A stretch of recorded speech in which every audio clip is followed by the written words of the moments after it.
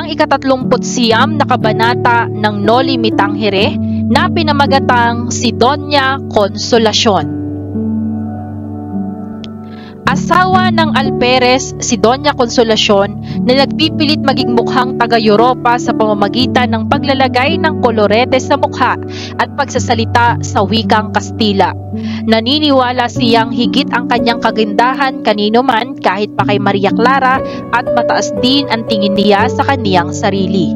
Si Doña Consolacion ay dating labandera na nakapag-asawa ng isang kawal na naging Alperes ngayon.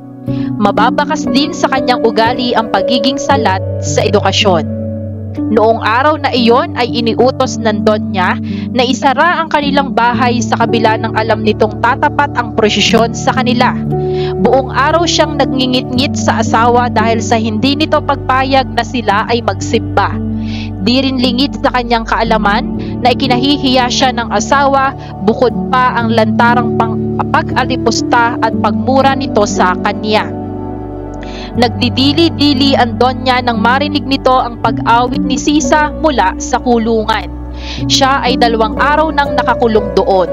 Sa wikang Kastila ay inutusan niya si Sisa na umakyat, ngunit dahil sa hindi niya ito naintindihan ay di niya sinunod ang utos ng Donya.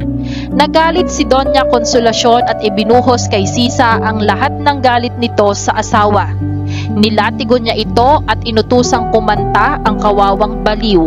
Napasigaw man sa sakit ay di pa rin sinunod ni Sisa ang utos ng Donya.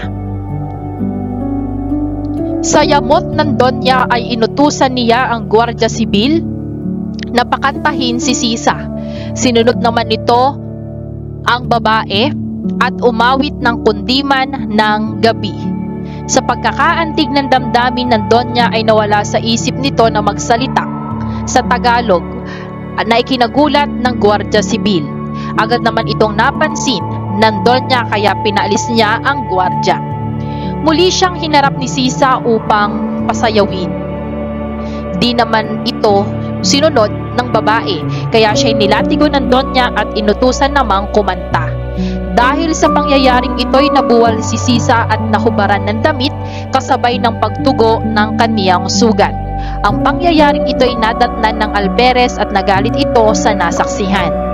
Dahil dito'y inutusan niya ang isang kawal na bihisan at pakiinin si Sisa, alagaan at gamutin din ang mga sugat. Nakatakdang ihatid si Sisa kay Ibarra kinabukasan kaya naman siya'y inaalagaan ng Alperes.